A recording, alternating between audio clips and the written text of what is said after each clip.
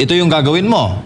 Yes. Katulad ng binitawan ni VP Sara Duterte. So, i-define natin, MJ, yung grave threat. Kasi yun ang issue niya eh. Was there grave threat? Ano bang ibig sabihin ng grave threat? Batay sa Revised Penal Code. Batay sa Revised Penal Code. Kasi this is not my opinion, ha? Baka sabihin lang, opinion ko ito. Hindi ko opinion to. Sige. Ano lang nakalagay sa ating Revised Penal Code? I-explain ko lang sa inyo. Ano ba nakalagay sa Revised Penal Code? Grave threat must be clear, must be direct, must be immediate. There is no such thing as conditional grave threat.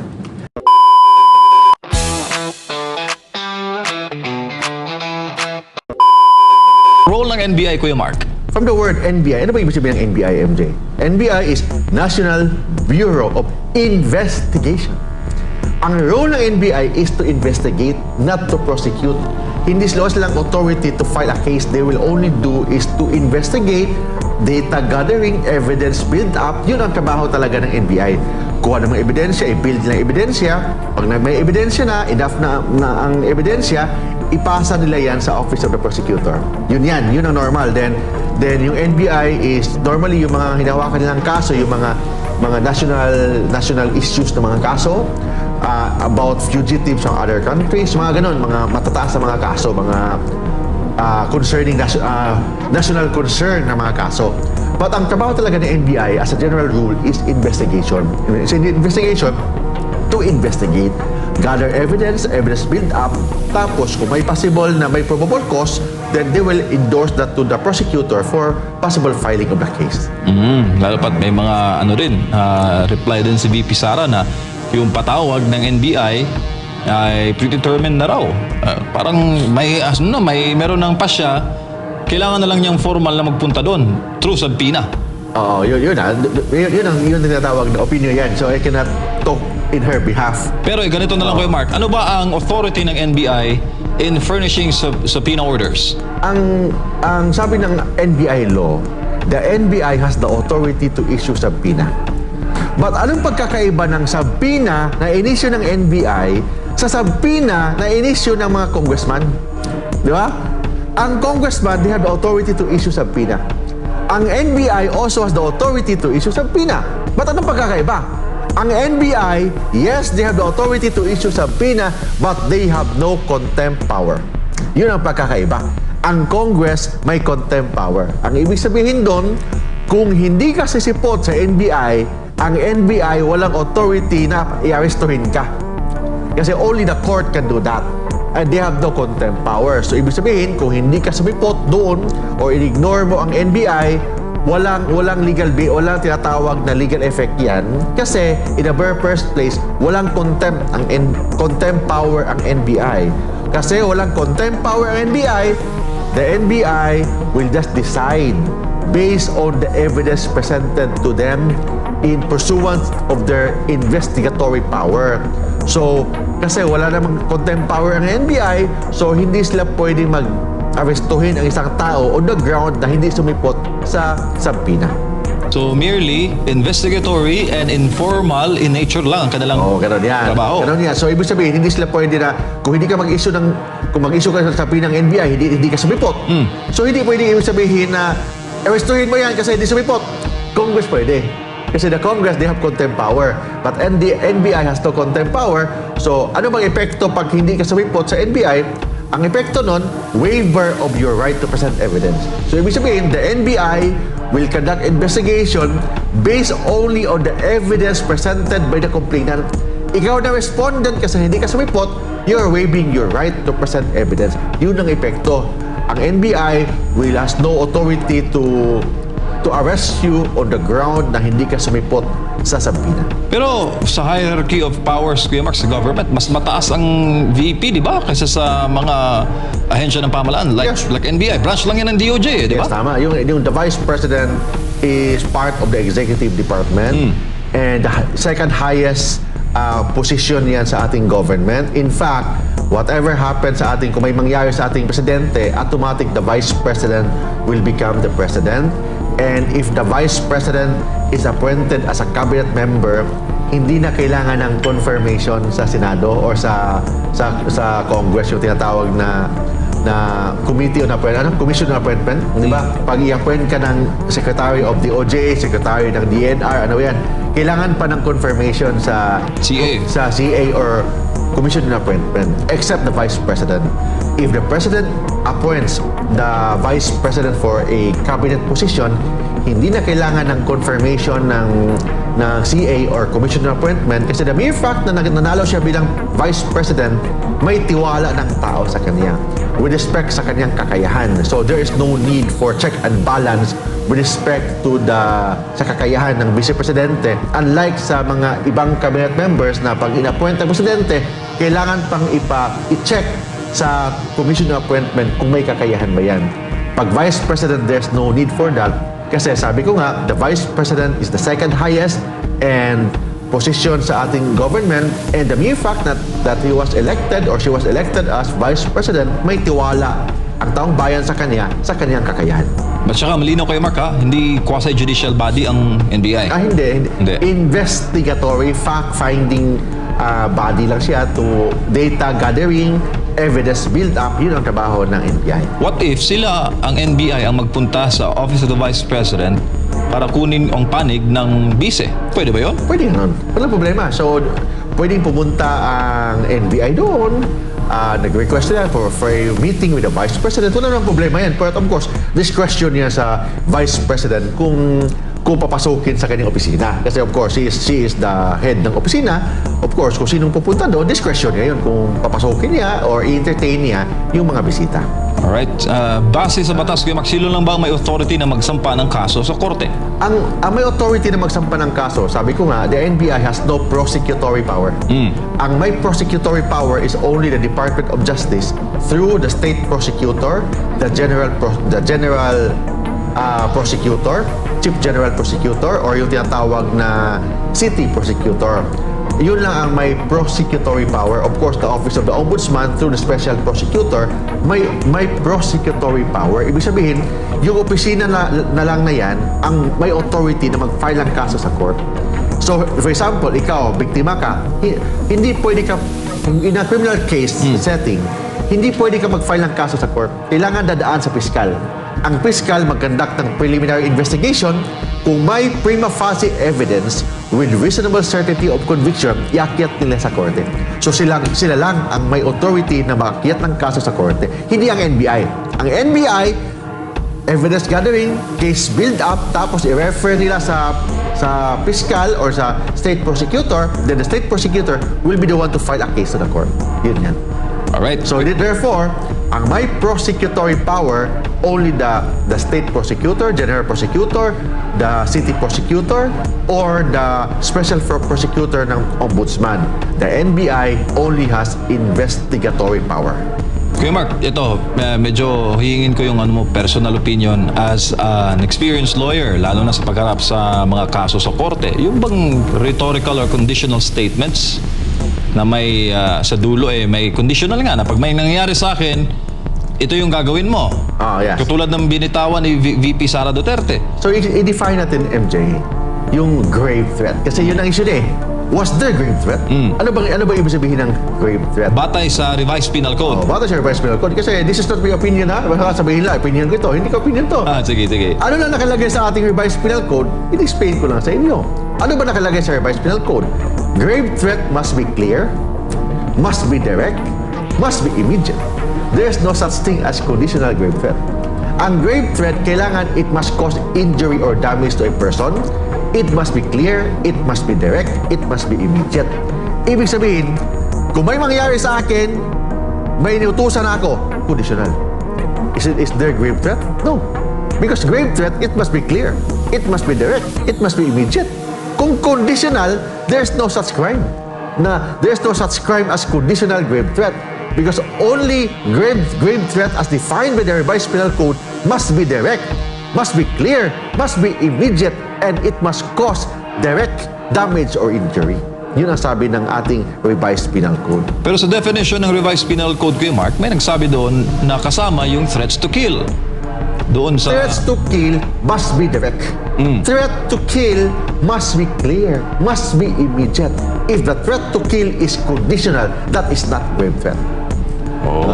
Yun ang sabi ng ating revised penal code. Ano naman po ang mga kaparusahan kapag ikaw ay nakitaan na talagang may ginawa kang grave threat laban sa kapwa mo? Okay. We need to define ano ba yung definition ng penalty ng grave threat in relation sa impeachment power. Kailangan natin i-explain yan, MJ. Ano bang definition, ano bang penalty ng grave threat, and ano ba yung tinatawag na impeachment proceeding? Kasi, under the Constitution, the impeachable officers can only be removed through impeachment. Di ba? Impeachable officers like President, Vice President, Chief Justice, Associate Justice ng Supreme Court, Chairman and Commissioners ng Constitutional Commissions, Ombudsman, they can only be removed through impeachment. So, let's go back to grave threat. Ano bang penalty ng grave threat?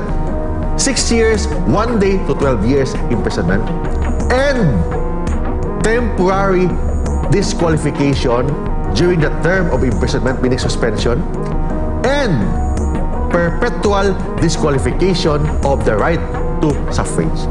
Ano ba yung right to suffrage? Ibig sabihin, kung si VP Sara ma-convict ng grave threat, suspended siya for 6 years sa kanyang panunungkulan. So, technically, matanggal siya as Vice Presidente. Bawal siyang makaboto for life. So, therefore, pag bawal siya makaboto for life, perpetual disqualification to vote, ang qualification to be the Vice President, you must have the right to vote. You must be a registered voter. And that qualification is continuing. From the election day up to the end of her term, kailangan may right to vote siya.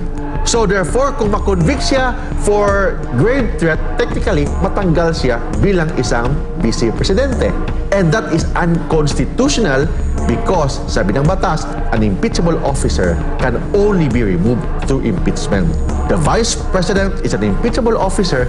She can only be removed through impeachment. So therefore, she cannot be removed through a judicial decisions. Like for example, kung makonvict siya ng grave threat, ang kasama kasi sa penalty ng grave threat is temporary suspension ng 6 years to 12 years and perpetual disqualification of the right to suffrage. So technically, tanggal siya as Vice Presidente. And that is in violation ng ating saligang batas kasi the penalty yung tinatawag the impeachable officers can only be removed through impeachment. Malino yan, Kuya Mark, ha? Yan yan. So, tayo yan, MJ. Ibig sabihin, hindi ka pwede, si VP Sara, hindi pwede idemanda ng grave threat. Bakit? Kasi kung mademanda siya ng grave threat, makonvict siya, tanggal siya as Vice President. Di ba? Matanggal siya. And sabi ng batas, ng ating saligang batas, impeachable officer can only be removed through impeachment. So therefore, unconstitutional yung mga criminal cases na pinafile, yung mga investigation ng NBI, yung mga filing doon sa fiscal kung may ipa-file man o sa DOJ may ipa-file man, that is unconstitutional. Why? Very clear batas. The impeachable officers can only be removed through impeachment.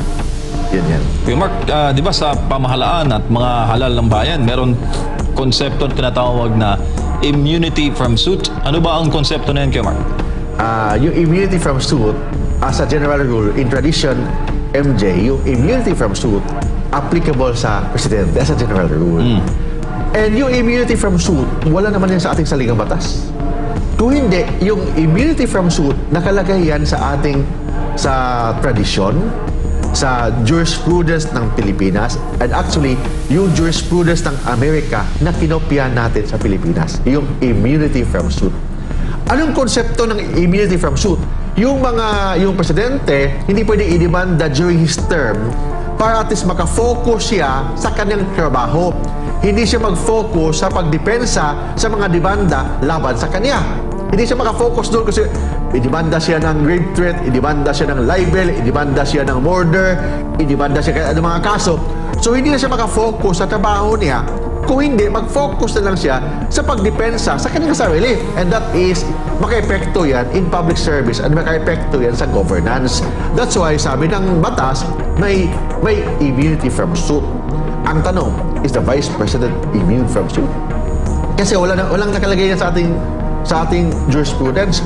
But last year, in 2023, kasi may sabi ng sabi ng Korte ng Amerika, immunity from suit can be extended to the Vice President.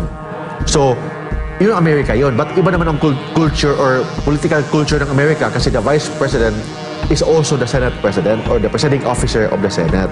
But ganting ganon, the mere fact na kinopya natin yung konsepto ng immunity from suit from the United States jurisprudence, therefore, the Vice President is also immune from suit.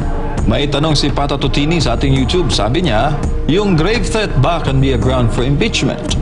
Ang grounds for impeachment very clear. First, culpable violation ng ating saligang batas.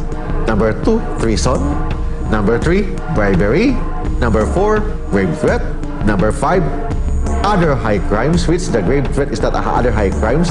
And number 6, number 7, yung tinatawag na betrayal of public trust. Ang tanong, kasama ba doon ang grave threat? Wala. Hindi nakalagay po as ground for impeachment. Malinaw yun, Kuya Mark. At syempre, sa impeachment proceeding, nasa 2 na yata na kaso eh. Nakafile ngayon eh. Paramihan ba yan ng kaso? May quota ba? Yun na-explain natin, MJ. May limitasyon ba sa pag-file ng impeachment proceeding? Sabi ko nga, yung mga impeachable officers, bakit impeachment lang sila pwedeng matanggal? Hindi siya pwedeng demanda kahit saan? Kasi para makafocus sila sa kanilang trabaho during their tenure. Hindi maubos yung oras nila sa pagdepensa sa kanilang sarili. Kasi ang focus nila is mag-focus muna sila sa pagsilbi ng taong bayan. That's why may tinatawag silang immunity from suit. Para ang purpose nun, kung gusto nilang idemanda sila, doon idemanda sa impeachment court, hindi kahit saan idemanda. Kasi mag-focus dapat sila sa kanilang role or yung kanilang sinumpaang tungkulin bilang isang vice-presidente, bilang isang presidente, and hindi muna sila idemanda during their term. Alright, explain natin kay Mark. Ang proseso po ng filing of an impeachment complaint, verified. Impeachment complaint, MJ, it is a public inquest in the conduct of public man. Public inquest. So, public inquest parang demanda. Ang taong bayan ang nagdemanda sa isang public man dahil sa kanyang conduct. Yun ang tinatawag na impeachment proceeding. Pagtanggal ng isang public man dahil sa kanyang conduct. Anong tawag sa conduct? Yung kanyang paggampan sa tungkulin. Sa tungkulin. So, yun ang tinatawag na impeachment. So, ano yung proseso ng impeachment? Mahaba ito, MJ. Sige, mayroon akong kape. Kape muna. Sige, Kuya Mark. Hindi mo ako pinapahingayin na. Ang una, may mag-file ng kaso, verified complaint, sa House of Representatives. Pwedeng citizen, mga Pilipino, pwede mag-file, or a congressman himself or herself should file a complaint to the House of Representatives. Kung citizen ang mag-file, kailangan may endorsement or may resolution of endorsement ng isang congressman. Kasi kung mag-file ka ng kaso, ikaw si Citizen Juan de la Cruz, mag-file ka ng impeachment complaint sa House of Representatives, kung walang endorsement ng isang congressman at isang congressman, ibabasura ang complaint. Kailangan, as a rule, at least isang congressman ang mag-endorse ng verified complaint of impeachment. So, yung first step. Pwedeng citizen, basta may endorsement ng isang congressman, or the congressman himself or herself will file a verified complaint of impeachment sa House of Representatives. Yun ang first. Yun ang tinatawag na filing stage. After the filing stage, i-refer yun ng Congress sa isang proper committee for the possible action. Normally, ang proper committee for the impeachment is the Committee on Justice. So, sa House of Representatives sila. Tapos, istudyuhan nila yan. Magdebate sila, patawag nila yung mga witness, yung mga complainant, then magdebate sila doon. O, yun yan. Tapos, i-refer nila sa plenary for possible voting. Pwede rin na hindi na iakyat sa committee kasi magtagal yan. Pwede shortcut. Pwede upon filing, tapos ang nakaperma doon, 106 congressman. Ibig sabihin, maakyat ang kaso papunta sa Senado. Kung makuha nila ang 106 signatures. So kahit na hindi ma-refer sa proper committee, basta nakapirma ang 106 congressmen, pwede na iakyat ang kaso papunta sa korte. Korte meaning sa Senado. So yun yan. So, ang kailangan na sa Congress is 1/3 ng boto para maakyat ang kaso from lower house papunta sa korte. Sa korte meaning the Senate. Then the Senate will try and decide the case. When from the word try and decide the case, hindi kailangan ang Senado bumoto agad. Kailangan muna ng due process, pasagutin, may tinatawag na trial bago ang desisyon. Hindi pwede na bumoto sila agad na 2/3, okay, tanggal ng isang impeachable officers. Kailangan muna ng trial. After trial, they will decide based on evidence, based on law, but of course, still based on numbers pa rin. Ang kailangan ng boto doon is 16. 16 na mga senadors ang bumoto para makonvict ang isang impeachable officer. Ang limitation ng conviction niya is only removal from office or disqualification to hold any other government positions. Pag after the conviction, doon pa lang pwede siyang idemanda ng regular courts for the filing of the regular courts for the proper investigation and proper prosecution sa regular courts. Sabi ko nga, that's why yung mga impeachable officers dapat hindi muna sila i-prosecute. Kailangan muna, dadaan muna sa impeachment. Pag na-convict na, dun pa lang ang subject to the separate prosecution sa regular trial courts. Yun. Alright. Sabi ng batas, only when the respondent is the president, dun pa lang ang presiding officer is the Chief Justice. Iba ang role kasi ng House of Representatives, MJ. Ang House of Representatives, ang role nila, they have the exclusive power in initiating all cases of impeachment. Ibig sabihin, walang akyat na kaso papunta sa Senado ng impeachment kung hindi dadaan sa House of Representatives. Same also sa criminal cases. Walang akyat na kaso ng criminal cases papunta sa korte kung hindi dadaan sa piskal, hindi dadaan sa special prosecutor, hindi dadaan sa state prosecutor. Yun yan. So, ibig sabihin, the House of Representatives role, they have the exclusive power in initiating all cases of impeachment. Okay. Ano naman ang epekto kay Mark kapag natuluyan nga ang isang opisyal na hatulan na nagkasala siya, ang endpoint ng isang impeachment proceeding? Pag nagkasala ang isang opisyal, ang epekto nun, convicted siya. O if may nakuha 16 senators na nag-convict sa kanya, 16 senators na boboto sa kanyang conviction. Pag gano'n ang nangyari, dalawa ang penalty. Either sa dalawa or both sa dalawa. First is removal, tanggalin sa posisyon. And second, disqualification to hold any other positions in the government. Ma-disqualified na siya. Hindi na pwede tumakbo kahit kagawad ng barangay o barangay kagawad or barangay captain or positions in any government agencies. Disqualified siya to hold any other positions in the government. Yun ang epekto or limitation ng impeachment. So, impeachment court cannot imprison the respondent. Kailangan dadaan muna after the impeachment proceeding, doon pa lang ang separate prosecution stage. Doon ang criminal cases naman. How about nag-resign yung subject ng impeachment proceeding? Pag nag-resign, butan academic na. Kasi what is the penalty of impeachment? Removal from office. Paano mo i-remove ang isang tao na nag-resign na? But may isa penalty pa kasi. Yung tinatawag na disqualification to hold any other office. So, resignation is not actually automatic dismissal. Kasi depende yan sa mga congressman sa korte kung ituloy nilang impeachment. Kasi kahit na mag-resign, pwedeng ituloy ang impeachment kasi may isa pang jurisdiction sila. Yung tinatawag na disqualification to hold any other office or positions in the government. So sa case ni VP Sara, halimbawa, pag natuloy sa Senado ang mga pagdinig, pwede siya mag-resign. Kung mag-resign siya, pwede pa rin ituloy ang impeachment. Pwede pa. Pwede pa ituloy, not on the ground sa kanyang removal, but may another penalty pa kasi, yung disqualification to hold any other office or functions in the government. Yung binanggit mo kay Mark, applicable ba yan na makatakbo pa siya sa 2028 halimbawa? Kung i-convict siya sa impeachment, hindi na siya pwede makatakbo. Kasi disqualified siya to hold any other office or functions in the government. That's why yung conviction, yung impeachment na yan, pwedeng yun na maging harang sa kanya kung ma-convict siya sa kung anong plano niya kung may plano man siyang presidency in 2028. Kasi the epekto, for example, ma-convict siya for impeachment is disqualification to hold any other office or function. DQ talaga, no? DQ. But ito MJ, di ba dami nag-file ng kaso?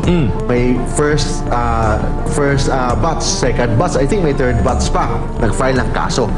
Pwede ba, unlimited ba ang mag-file ng kaso ng impeachment sa House of Representatives? Sabi ng batas, there shall be no more than one impeachment complaint initiated within 1 year period.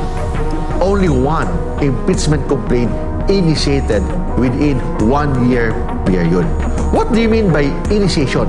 Initiated. Initiated is different from filing. File ka ng kaso, file ka sa House of Representatives, kahit unlimited yan, walang problema filing eh. But may limitation in the initiation of the impeachment complaint. Isa lang dapat per 1 year period. So what do you mean by initiation? Ang initiation, filing of the impeachment complaint and referral to the proper committee. Yun ang initiation. Kailangan isang complaint lang dapat ang ma-refer. Pag na-refer na sa proper committee, isang complaint lang yan. Pag isang complaint lang, kasi limitation ng batas, there shall be no more than one impeachment complaint initiated within 1 year period. So, pag-file ng kaso, kahit wala, 5, 4, 6 na pag-file ng kaso doon sa House of Representatives, walang problema yan. But yung pag-initiate, yung pag-refer ng kaso papunta sa House of Representatives, dapat isang kaso lang. Kasi may limitation ang impeachment complaint. Kasi kung walang limitation, abusuhin yan. Sabi ko nga, baka mag-focus na lang ang impeachable officer sa pagdepensa sa kanyang sarili. Hindi na makafocus sa kanyang trabaho, and he or she can be, hindi siya maging effective na public servant.